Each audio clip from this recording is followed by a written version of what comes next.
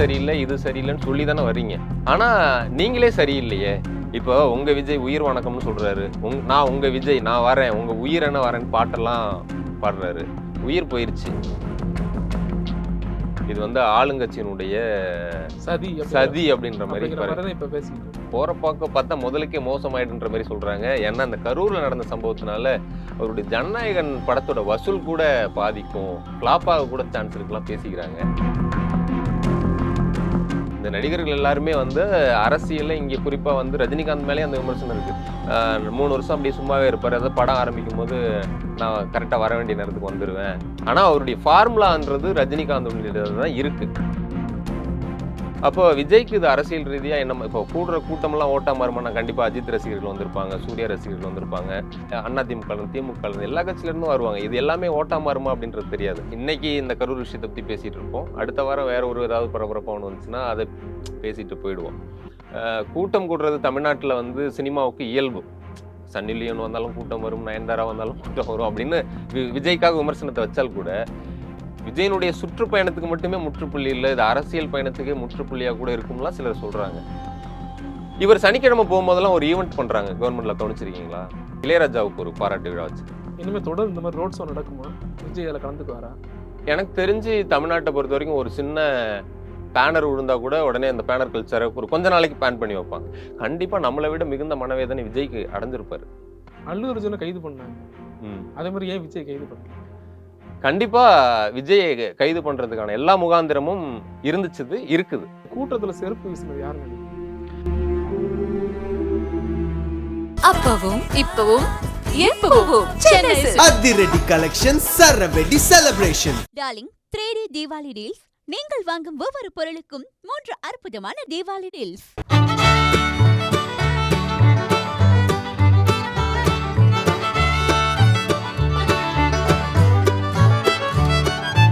குமுதம் நேயர்களுக்கு வணக்கம். கரூர் சம்பவத்தை பத்தி பேசுறதுக்கு நம்ம கூட பத்திரிகையாளர் இளையராஜா வந்திருக்காரு. வணக்கம் சார். வணக்கம் செல்ஃபி. இப்போ பார்த்தீங்கன்னா விஜய் அவர்கள் அரசியலுக்கு வந்துட்டாரு, அடுத்து சிஎம் தானே அவருடைய ரசிகர்கள் இப்போ தொண்டர்களாக இருக்கும்னு சொல்லிட்டு இருந்தாங்க.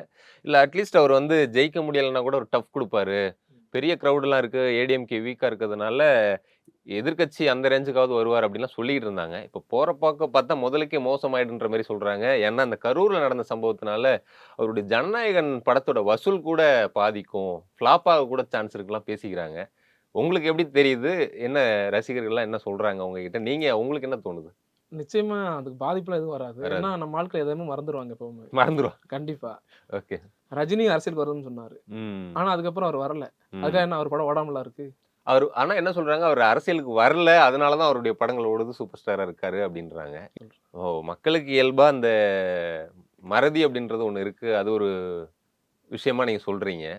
உண்மைதான், வாஸ்தவம் தான். நம்ம மக்கள் எப்பவுமே அப்படிதான். இன்னைக்கு இந்த கரூர் விஷயத்தை பத்தி பேசிட்டு இருப்போம். அடுத்த வாரம் வேற ஒரு ஏதாவது பரபரப்பா ஒன்று வந்துச்சுன்னா அதை பேசிட்டு போயிடுவோம். இது இப்படி காலங்காலமா நம்ம பார்த்துட்டு இருக்க ஒரு விஷயம்தான். இப்போ விஜய் வந்திருக்குது, அவரு மற்ற நடிகர்கள் மாதிரி கிடையாது. ஈவன் விஜயகாந்தை விட பெட்டரான ஒரு கெரியர்ல ஒரு டாப்ல இருக்கும்போது வராரு.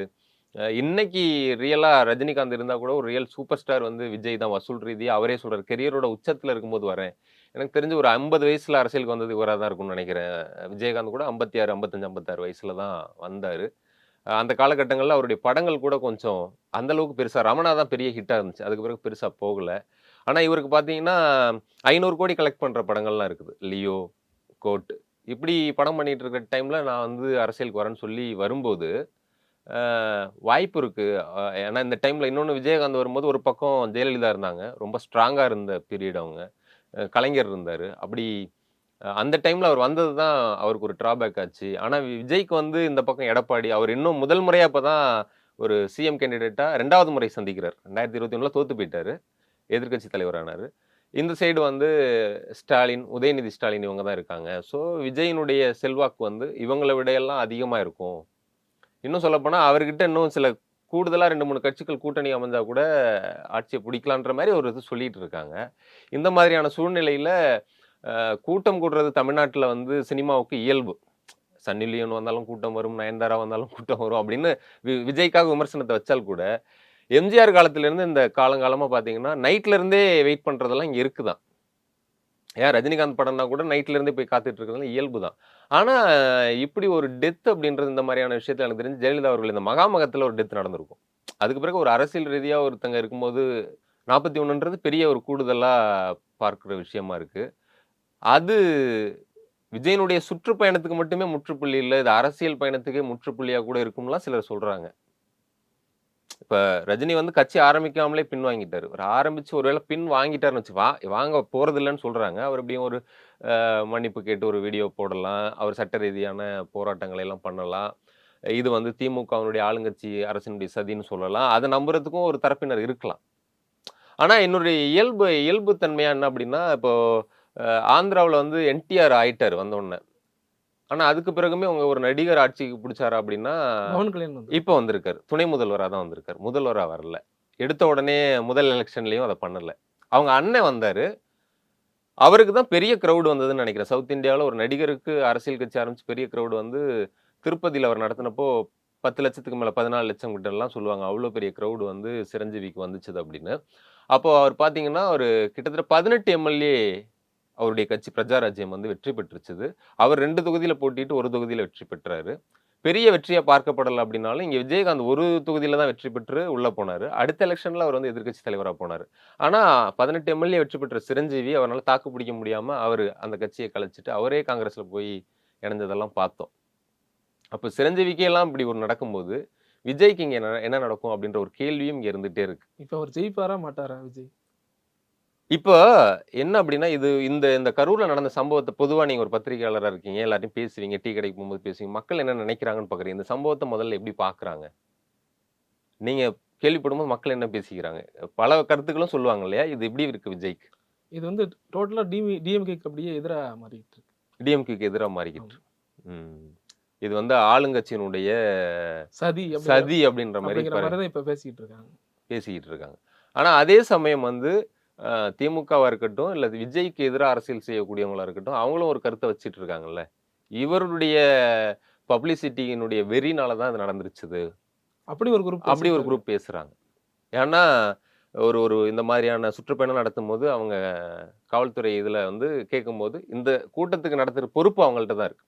இதுல என்னென்ன நடக்குதோ அதுக்கு தார்மீக பொறுப்பை நீங்க ஏத்துக்கணும்னு சொல்லிட்டு தான், அந்த நிபந்தனைகளை ஏத்துக்கிட்டு தான் நீங்க அத அக்செப்ட் பண்ணிட்டு தான் போறீங்க அப்படிங்கும்போது, நம்மளே ஒரு விழா நடத்துறோம். பாதுகாப்புக்கு போலீஸ் வருவாங்க. முதல்ல நம்ம விழா நடத்துறோம். நம்ம விழா நடத்துறவங்க நம்ம எப்படி எல்லாம் வந்து வாலண்டியர்ஸ் வச்சிருக்கோம். நம்ம என்னென்ன பாதுகாப்பு அப்படின்றது நம்ம பேசிக்கா ஒண்ணு இருக்கு. இவருடைய ஜனநாயகன் படத்துக்கான ப்ரொமோஷனுக்காக போல. இப்ப இட்லி கடைக்கு தனுஷ் வந்து ஊர் ஊரா போயிட்டு இருக்காரு. Pre release event. இவர் பண்றது ப்ரீ ரிலீஸ் ஈவென்ட் கிடையாது. ஜனநாயகன் ஆனா இது இந்த படம் ப்ரொமோஷனுக்காக யூஸ் பண்ணிக்கிற மாதிரி தானே இருக்கு. ஆமா. இந்த நடிகர்கள் எல்லாருமே வந்து அரசியல்ல இங்க குறிப்பா வந்து ரஜினிகாந்த் மேலே அந்த விமர்சனம் இருக்கு. 3 வருஷம் அப்படியே சும்மாவே இருப்பாரு. ஏதாவது படம் ஆரம்பிக்கும்போது நான் கரெக்டா வர வேண்டிய நேரத்துக்கு வந்துருவேன். இல்ல வருவேன். ஏதாவது ஒண்ணு சொல்லுவாரு. இப்பதான் அவர் வந்து நான் வரமாட்டேன்னு ஒரு முற்றுப்புள்ளிய வச்சு படம் பண்ணிட்டு இருக்காரு. படங்கள் போயிட்டு இருக்கு. விஜய் அவர்களுமே ரஜினியுடைய ஃபார்மேட்ட தான் ஃபாலோ பண்றாரு. அவர் விஜயகாந்தையும் எம்ஜிஆரையும் ஃபாலோ பண்ணல. படத்துல வேணும்னா விளம்பரத்துல வேணா எம்ஜிஆர் உடைய படத்தை அண்ணா படத்தை போட்டுக்கலாம். ஆனா அவருடைய ஃபார்முலான்றது ரஜினிகாந்த் தான் இருக்கு.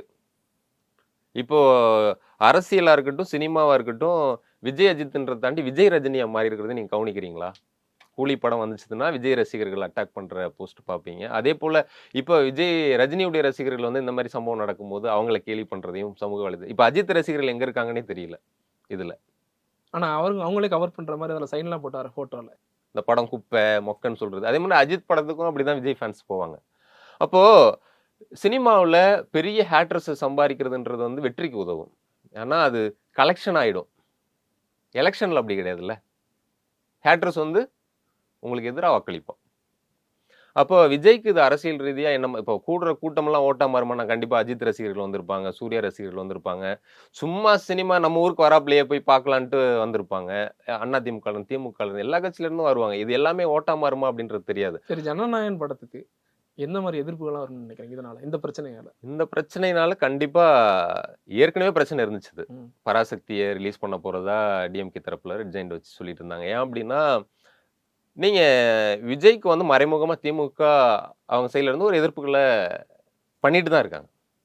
அது மறுக்க முடியாது. அதை மறுக்கலாம் முடியாது. இன்னொன்னு சட்டப்படி அதை பண்றாங்க. நீங்கள் போயிட்டு திமுகவோ இல்லை ஆளும் தரப்போ வந்து பண்ணுற விஷயத்த இது வந்து திட்டமிட்டு விஜய்க்கான இருட்டடிப்பாக பண்ணுறாங்கன்னு நம்ம சொல்ல முடியாது. நம்ம லீகலாக பார்த்தோம்னா ப்ராப்பராக அவங்க சட்டப்படி அதை என்னென்ன குடைச்சலை கொடுக்கலாமோ அதை வேணால் கொடுப்பாங்க. நான் சொல்கிற விஷயம் என்ன அப்படின்னா, மறைமுகமாக விஜயை வந்து சீன்ற வேலையை வந்து இப்போ பண்ணிட்டு இருப்பார். உதாரணத்துக்கு வந்து விஜய் சனிக்கிழமையெல்லாம் பிரச்சாரத்துக்கு போகிறப்போ உதயநிதியோட சோஷியல் மீடியா போய் பார்த்துருக்கீங்களா? அவர் ஒரு போஸ்ட் போட்டுட்டு இருப்பார். இப்படி ஒண்ணு இருக்கு. அப்படி ஒன்று இருக்கு. அது சும்மா எங்களுக்கு விஜய் எல்லாம் ஒரு ஆளே கிடையாது. ஏன்னா அவர் வந்து அப்படி பேசுறாரு. விஜய் என்ன பேசுறாரு? இங்க 2 பேர் தான், ஒன்னு திமுக இன்னொன்னு தாவேகா அப்படின்னு சொல்லி தான் பேசுறாரு. அப்போ எங்களுக்கு தாவேகாவே ஒன்றும் இல்லைன்ற மாதிரி அவங்க ஹேண்டில் பண்ற மாதிரி தான் டிஎம்கே வந்து பண்ணிட்டு இருக்காங்க. மறைமுகமா என்னென்னலாம் பண்ண முடியும் விஜய்க்கு எதிரா? இப்போ இதுல வந்து திமுகவுடைய சதி இருக்காது சம்பவத்துலன்னா அப்படியெல்லாம் ஒன்றும் தெரியல. ஏன்னா அவ்வளோ கேமராக்கள் இருக்காங்க. அப்படிலாம் ஒன்றும் பண்ணிட முடியாது. ஆனா இயல்பா வந்து ஒரு சந்தேகம் டக்குன்னு எல்லாருக்கும் வரும்ல. இத்தனை ஊர்ல நடந்திருக்கு, எல்லா ஊர்லயும் கூட்டம் வந்திருக்குது.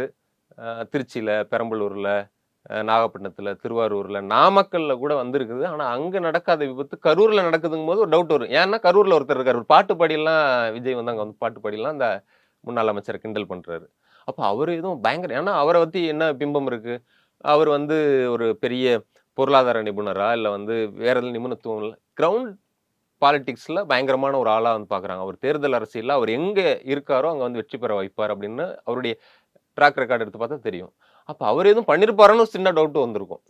அப்புறம் இல்லப்பா, அது இயல்பா நடந்துச்சு. பணம்பழம் வந்து குருவி உட்கார்ந்து பணம்பழம் உழுந்த கதை. ஒருவேளை அரசு தரப்புல அதை எதிர்பார்த்துருந்துக்கலாம், அதுக்கு வழி இவங்க கொடுத்துட்டாங்க. இதா எலெக்ஷன் இது படமா எப்படி பாத்தீங்கன்னா, ஏற்கனவே பராசக்தி வந்து ரிலீஸ் பண்றாங்க. இவன் இன்னொன்னு சொல்ல மறந்துட்டேன். சோசியல் மீடியாவில் உதயநிதி போடுற போஸ்ட் மட்டும் இல்லை, இவர் சனிக்கிழமை போகும்போதெல்லாம் ஒரு ஈவெண்ட் பண்றாங்க. கவர்மெண்ட்ல கவனிச்சிருக்கீங்களா? என்னது இப்படி? நான் என்ன, எனக்கு ஒன்றும் தெரியல. போன சனிக்கிழமை பாத்தீங்களா? இந்த சனிக்கிழமை இப்ப இளையராஜாவுக்கு ஒரு பாராட்டு விழா வச்சாங்க. மிகப்பெரிய அளவுல ஒரு ஏன்னா இளையராஜா அப்படிங்கும்போது எல்லாருமே அதை கவனிச்சு பார்ப்போம். அன்னைக்கு டைவர்ட் பண்ணிட்டு இருக்கான்னு சொல்றீங்க. டைவர்ட் பண்ற முடிஞ்ச இல்லைங்க, அதுதான் சொல்ல வரல. ஆனா அப்படி ஒன்று அவங்க வந்து பண்றாங்க. அதுக்கு அடுத்தது இப்போ கல்வியில் சிறந்த தமிழ்நாடுன்னு ஒன்று பண்ணாங்க. பண்றதுல எந்த தவறும் கிடையாது. ஆனா அவங்க அந்த ஈவெண்ட் எப்படி பண்றாங்க, ஒரு சினிமா ஷோ மாதிரி இயக்குனர்களை கூப்பிட்டு, திரைப்படம் சிவகார்த்திகேயனை கூப்பிட்டு பேச வைக்கிறது. இந்த மாதிரி கிரௌட பார்த்துட்டு பயப்படுறாங்களோ டிஎம்கே? பயப்படுறாங்கன்னு சொல்ல முடியாது. விஜய் வந்து யாரை போயிட்டு அட்டாக் பண்றாரு? ஏடிஎம்கேவா? இல்ல, பிஜேபியை ஒரு மத்திய அரசுன்றத சும்மா ஒரு 2 பாயிண்ட் பேசுவார். 8 பாயிண்ட் வந்து யாரை டார்கெட் பண்றாரு? ஸ்டாலினை, டிஎம்கேவா? அப்படிங்கும்போது அவர் பேசுற பேச்செல்லாம் பார்த்தா நமக்கு எப்படி இருக்கணும், நம்ம வந்து ரொம்ப பின்தங்கிய ஒரு மாநிலத்தில் இருக்குமோ அப்படின்னு கேட்குற அளவுக்கு அவர் வந்து அட்டாக் பண்ணி பேசுறாரு. சொல்றேன், அப்படி ஒரு அட்டாக் அவங்க விளக்கத்தை கொடுக்க வேண்டியதா இருக்கு. ரயில் பெட்டி தொழிற்சாலையில் பிரிட்டிஷ் பீரியட்ல நடந்தது, அப்போ மூடினது. இனி அது கொண்டு வரலான்னு பேசலாம். அதை டிஎம்கே மூடின மாதிரி ஒரு தோற்றம் அளிக்கிற மாதிரி பேசுறாங்களே.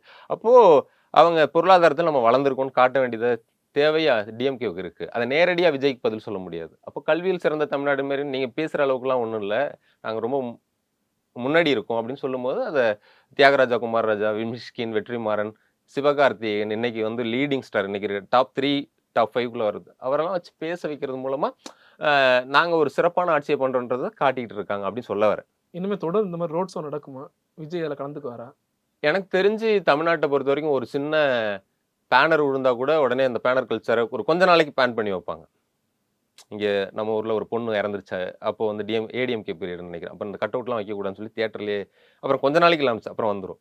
அது மாதிரி அந்த நேரத்தில் ஒரு ஸ்கூல் கும்பகோணத்தில் தீ விபத்து அப்படின்னா எந்த ஒரு ஸ்கூல்லையும் கீத்து கொட்டகையே இருக்கக்கூடாது அப்படின்னு சொல்லி ஒரு சர்க்குலர்லாம் வந்து மாற்றினாங்க. இந்த இன்சிடென்ட்டுக்கு பிறகு இப்போ இந்த வாரம் நடக்கக்கூடிய விஜயனுடைய சுற்றுப்பயணம் அவங்களே ரத்து பண்ணி அறிவிப்பு வந்திருக்கு. அது முழுக்க அது இந்த வாரம் மட்டும் இல்லாமல் முற்றிலும் அந்த சுற்றுப்பயணம் ரத்து செய்யப்படுறதுக்கான வாய்ப்பு அரசியல் ரீதியாக மட்டும் இல்லை, விஜயை கூட அந்த முடிவு எடுக்கலாம். இல்லை இது பாதுகாப்பு. ஸோ டிஎம்கே கவர்மெண்ட் விஜய்க்கு இன்டைரக்டாக பதில் சொல்லணும்னே இவங்க ஒரு இதை பண்ணிட்டு இருக்காங்க. அப்போ அதுல ஒண்ணுதான் ஜனநாயகன் வரும்போது சோலோ ரிலீஸ்னா மிகப்பெரிய வெற்றியா இருக்கும். ஏன்னா கடைசி படம்னு சொல்லிட்டாரு. இயல்பாவே ஒரு நடிகர் கடைசி படம் சொன்னா பெரிய அளவுக்கு ஓடும். இவர் அரசியலுக்கு முன்னாடி எலெக்ஷனுக்கு முன்னாடி வர ஒரு படம்ன்றதுனால ஹைப் கிரியேட் பண்றாங்க. ஹைப் கிரியேட் பண்றாங்க. சோலோ ரிலீஸ்னா கண்டிப்பா 1000 கோடி பண்றதுக்கான ஒரு வாய்ப்பு கூட அதுக்கு இருக்கு. அப்போ அந்த மாதிரியான நேரத்துல சோலோ ரிலீஸ் இல்லாம இன்னொரு படத்தை கூட இறக்கி விட்டா 1000ன்றது 500 மாறுறதுக்கான வாய்ப்பு தானே இருக்கும். 500 தியேட்டர்ல 250 200 பிரிச்சு சொல்றேன். அப்ப என்ன பண்றாங்கன்னா சிவகார்த்திகேயனுடைய படத்தை ரிலீஸ் பண்றாங்க. அதுல ஒண்ணு அடுத்த கட்டமா சிவகார்த்திகேயனை இவங்க அவங்களுக்கான ப்ரொமோஷன் ஒன்று தேவைப்படுது. அப்போ இப்போ இந்த நீங்கள் பார்த்துருக்கலாம், இதுக்கு முன்னாடி விஜய் எத்தனை திமுக மேடைகளில் இருந்திருப்பார். எஸ்சி அவங்க பையன் இப்போ விஜய், அதுபோல் விஜயகாந்தும் ஒரு காலத்தில் இருந்திருக்காரு. இப்படி திமுக மேடைகள் இருந்து தான் அப்புறம் பின்னாடி திமுகவுக்கு எதிராகவே நடிகர்கள் மாறுற வரலாறும் உண்டு. அப்போ இவங்க என்ன பண்றாங்க, பராசக்தி டைட்டிலே அப்படின்னா கலைஞருடைய வசனத்தில் வந்து சிவாஜி அறிமுகமான பராசக்தி, அதை திருப்பி கொண்டு வராங்க. விஜயுடைய ஜனநாயகனுக்கு எதிராக இவங்க ஜனநாயகன் வச்சிருக்காங்க, அவங்க பராசக்தியை திருப்பி கொண்டு வராங்க. அப்படிங்கும்போது ஒன்று கலெக்ஷன் ரீதியாகவும் அது விஜயை பாதிக்கும், இன்னொன்று எலெக்ஷன் ரீதியாகவும் பாதிக்க. இங்கே நீங்கள் திராவிடமா தமிழ் தேசியமான்ற ஒரு கன்ஃபியூஷனில் இருக்கீங்க. அவங்க திராவிடம் அப்படின்றது ரொம்ப தெளிவாக இருக்காங்க.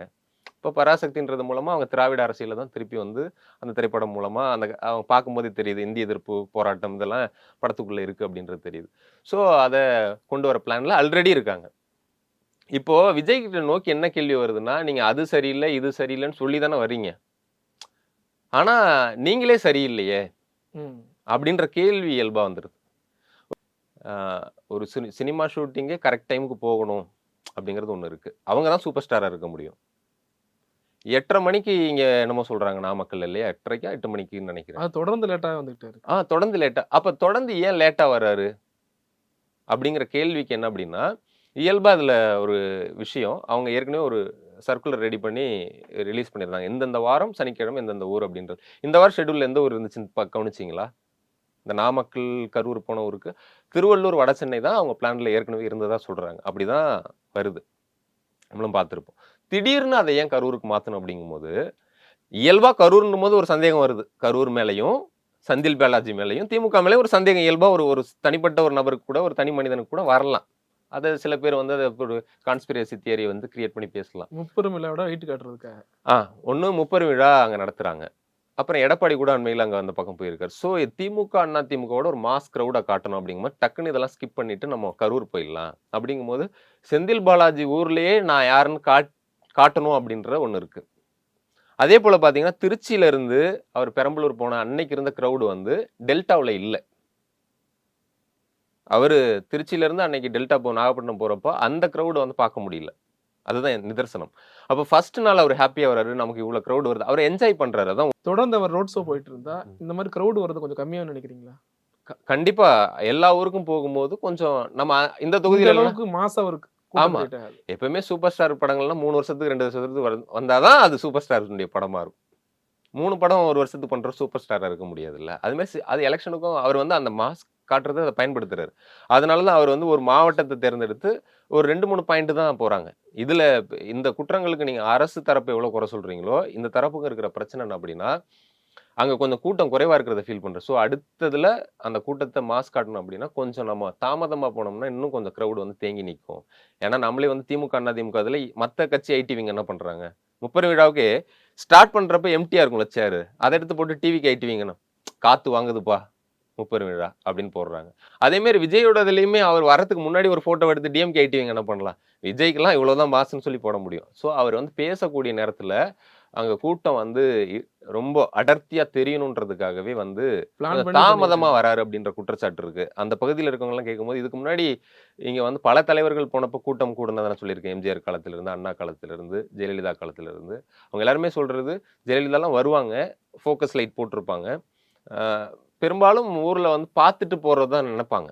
ரொம்ப அரசியல் அந்த இதோட இருக்கவங்க தான் பேச்சை கேட்கணும்னு இருப்பாங்க. மற்றவங்க எல்லாம் ஜெயலலிதாவை பார்த்தா போதும், கலைஞரை பார்த்தா போதும், விஜயகாந்த். அப்படி விஜய் வந்து அவர் ஃபோக்கஸ் லைட்டே போட்டு வரல, இங்க வந்து தான் வராரு. அப்போ அதை பார்க்கணுன்றது ஒண்ணு இருக்கு. அப்புறம் இதுக்கு முன்னாடி ஒரு ஆன் பண்ணி ஆஃப் பண்ணி எல்லாம் விளையாண்டு அவருக்கு இன்னும் ஒரு அரசியல் தலைவரா பக்குவப்படலையோ அப்படிங்கிறது ஒண்ணு இருக்கு. இவ்வளவுதான் எதிர்ப்பு இருந்தாலும் அவருக்கு அவரோட ஜனநாயக ட்ரெய்லர் வந்தா இதெல்லாம் மொத்தமா காலியாக வாய்ப்பு இருக்கு. அதாவது நீங்க சொல்றது ஒண்ணு வாஸ்தவம் தான், மறந்துடுவாங்க அப்படிங்கிறது. ஆனா இது எலெக்ஷன் அப்படின்றதுனால திரும்ப திரும்ப இதை வந்து டிஎம்கே மாதிரியான கட்சிகள் அவங்களுடைய ஐடியும் நினைவுபடுத்திக்கிட்டே இருப்பாங்க. இப்போ உங்க விஜய் உயிர் வணக்கம்னு சொல்றாரு, நான் உங்க விஜய் நான் வரேன், உங்க உயிர் என்ன வரேன்னு பாட்டெல்லாம் பாடுறாரு. உயிர் போயிருச்சு. அவர் அன்னைக்கு செந்தில் பாலாஜியை வந்து விமர்சனம் பண்ணதை வந்து கட்சியை தாண்டி கூட பலரும் அந்த ஊர்லயே மற்றவங்களும் ரசிச்சிருக்கலாம். பரவாயில்லப்பா தைரியமா 10 ரூபா பாலாஜின்லாம் பாடுறாரு அப்படின்ற ரசிச்சிருக்கலாம். ஆனா அன்னைக்கு இறந்து போன உடனே ஹாஸ்பிட்டல் நிக்கிறது அந்த செந்தில் பாலாஜி.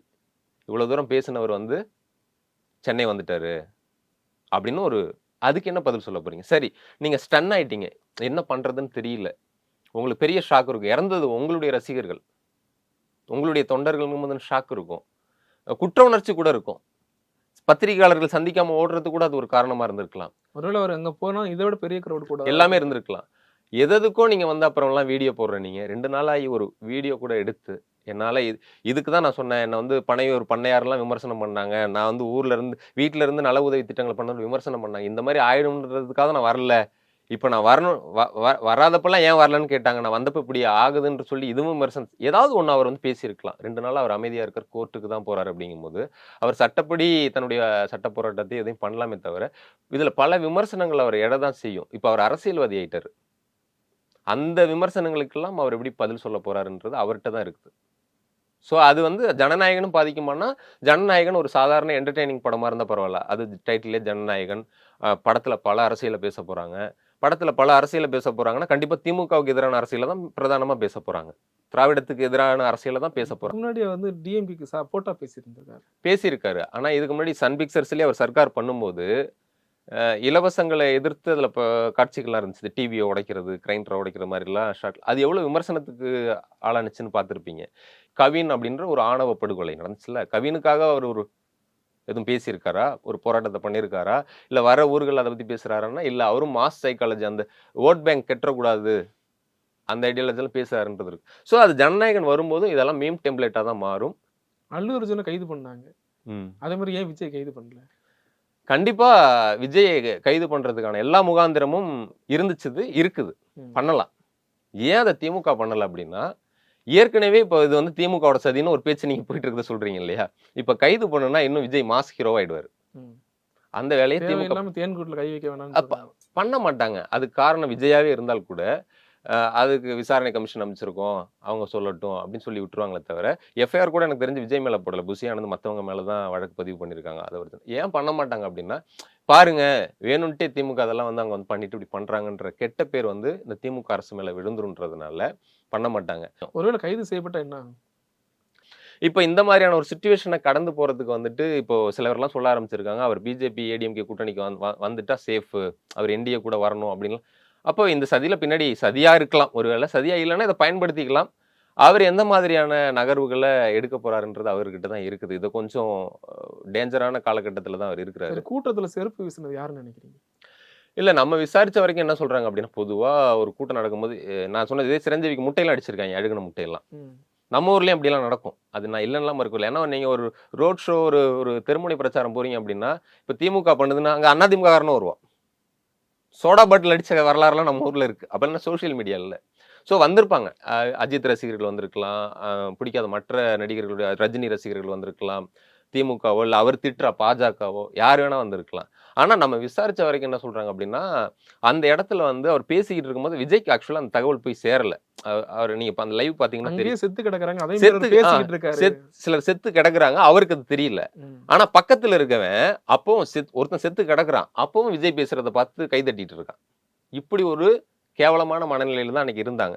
அதுல ஒரு சிலர் என்ன பண்ணா அப்படின்னா, அப்படி மயக்கம் போட்டு விழுவுறாங்க அப்படிங்கும் போதுதான் விஜய்க்கு இவங்க பேசுறது கேட்கல. ஏன்னா எல்லா இடத்துலயும் இவன் கோஷம் போடுறான், டிவிக்கேன்னு இப்படி ஏதோ கத்துறான்ல. அவர் வந்து அதை என்ன நினைச்சுக்கிறாரு, நம்ம தொண்டன் வந்து கத்திக்கிட்டு இருக்கான்னு நினைச்சுக்கிறாரு. அப்போ அவருக்கு அது புரியலன்னு சொல்லிட்டு தான் ஒரு சிலர் கையில என்ன கிடைக்குதோ பாட்டில் எடுத்து வீசுறது இருக்குது, அப்போ செருப்பு கிடைக்கும் சிக்னல் கொடுத்துருக்காங்க. ஆமா, ஏதாவது அட்டென்ஷன், நீங்க ஒரு அசம்பாவிதம் நடக்குது எப்படியா புரிய வைக்கணும்ல, அதை புரிய வைக்கிறதா தான் அடிச்சிருக்காங்க. அந்த நேரத்துல பாஜகவோ திமுகவோ அதிமுகவோ போய் அவர் மேல செருப்பு வீசல, அவருக்கு புரிய வைக்கணும்னு வீசுறாங்க. அப்புறம் புரிஞ்சுக்கிட்டு இவரே தண்ணி பாட்டிலாம் போடுறாரு. அப்புறம் அதுக்கு பிறகு ஆம்புலன்ஸ் பிடிக்க போய் தான் கூட்டம் நெரிசல் ஏற்பட்டு சொல்றாங்களே. இல்ல அசம்பாவிதத்துக்கு பிறகுதான் அவருக்கு தகவல் போகுது. அதுவும் அப்படி இல்லை. உண்மை அது தண்ணி இல்ல, மயங்கி விழுவுறாங்க, அவங்களுக்கு தண்ணி கிடைக்கல, தண்ணி கேட்குறாங்க. அப்பதான் இந்த செருப்பு விடுற இந்த வீசுறது மாதிரி நமக்கு இருக்குது. செருப்பா பாட்டிலா எல்லாமே வீசியிருக்காங்க. அப்ப அவர் புரியுது, ஆனா முழுசா அவருக்கு என்ன நடக்குதுன்னு அவருக்கும் புரியல. நம்ம இதுல விஜயும் குறை சொல்லுவோம், அவருக்கும் ஒன்றும் புரியல. அவர் தண்ணி பாட்டில் எல்லாம் கொடுக்க சொல்றாரு. ஜெகதீஷன் பேர்லாம் சொல்லியிருப்பாரு, பாத்தீங்கன்னா தெரியும். அப்புறம் ஆம்புலன்ஸ்க்கு வழி விடுங்கன்னு இவர் சொல்லுவாரு. கண்டிப்பா நம்மளை விட மிகுந்த மனவேதனை விஜய்க்கு அடைஞ்சிருப்பாரு. நான் அதுல எல்லாம் மாற்றுக்கிறதே கிடையாது. கண்டிப்பா சொல்லியிருப்பாரு. கிட்டத்தட்ட ஒரு அவர் 34 மணி போகணும்னு நேரம் கூட கழிச்சு சொல்லியிருக்கலாம். வந்திருக்காரு. இப்ப நான் கூட ஒருத்தர்ட்ட பேசினேன், விஜய் கட்சிக்காரர்கிட்ட. அவர் என்ன சொன்னாரு, இல்ல அவர் வரேன்னு தான் சொன்னாரு ஹாஸ்பிட்டலுக்கு. வந்தா பிரச்சனை நாங்க 4 பேர் 4 விதமா சொல்லும்போது எந்த முடிவு எடுக்கிறதுங்கும் போது சரி. இப்ப ஏற்கனவே க்ரௌடா இருக்கு. ஹாஸ்பிட்டல் போனா இன்னும் க்ரௌட் ஆகலாம். இன்னும் இதை சாக்கா வச்சு விஜய்கிட்ட சண்டை போடுறதா இருக்கலாம். ஸோ அது போயிட்டாரு. ஆனா இன்னும் 2 நாளா அவர் மௌனமா இருக்கிறது தான் வேற வர மாதிரியான இப்பதான் அவர் வீட்டை விட்டு வெளில போகுது.